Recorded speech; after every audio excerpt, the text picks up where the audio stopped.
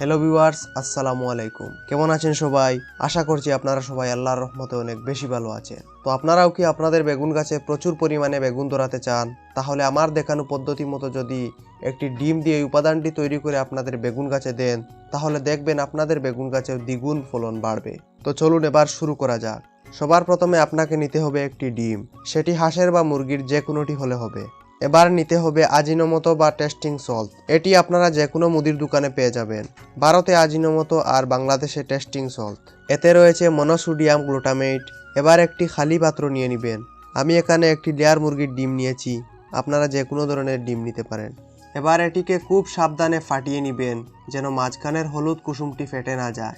তারপরে আপনি খালি আরেকটি পাত্র নিয়ে এই কুসুমটিকে আলাদা করে নেবেন, কারণ এটি গাছের জন্য ক্ষতিকারক। এটিকে আপনারা বেজে খেয়ে নেবেন। এবারে আপনাকে একটি চামচ নিয়ে ডিমের সাদা অংশগুলিকে খুব ভালো করে নেড়েচেড়ে ফেটিয়ে নিতে হবে। কিছু বেশি সময় ফেটিয়ে নেবেন, যেভাবে আপনারা কেক বানাতে সময় ফেটিয়ে নেন। তো এইরকম কিছু ফেনা আসার পর আর ফেটাতে হবে না। এবারে এর সাথে মিশিয়ে নিন টেস্টিং সল্ট। 1 চামচ টেস্টিং সল্ট ব্যবহার করবেন একটি ডিমের জন্য। টেস্টিং সল্ট দেওয়ার পর আবার খুব ভালো করে নেড়েচেড়ে নেবেন, যেন ভালো করে মিশে যায়। এরপর আপনাকে মিশাতে হবে চাল দেওয়ার পর যে সাদা পানিটি হয় সেটি। এটি আপনি 2 থেকে 3 দিন গড়ে রেখে তারপর ব্যবহার করবেন। এখানে আপনাকে দিতে হবে একটি ডিমের জন্য 1/2 লিটার পরিমাণ চাল দেওয়া পানি। এবারে এটিকেও ভালো করে মিশিয়ে নেবেন। এবার এটিকে রেখে দিন 2 দিনের জন্য।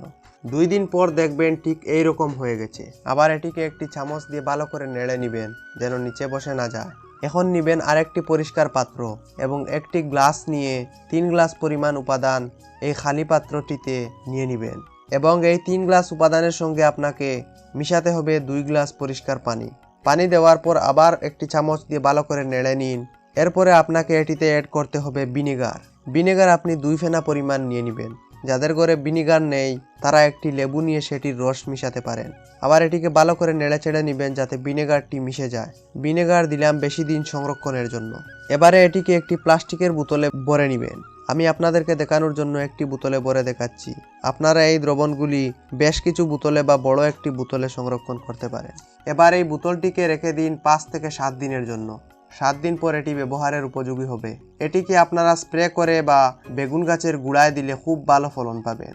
এটিকে বিকালবেলাও ব্যবহার করলে বেশি ভালো হয়। ভিডিওটি ভালো লাগলে এই ভিডিওটিতে একটি লাইক করে চ্যানেলটি সাবস্ক্রাইব করে রাখবেন, এরকম আরও নতুন নতুন ভিডিও দেখার জন্য। আজকের জন্য এতটাই। দেখা হবে পরবর্তী কোনো এক নতুন ভিডিওর মাধ্যমে। ততক্ষণ ভালো থাকবেন, সুস্থ থাকবেন। আল্লাহ হাফিজ।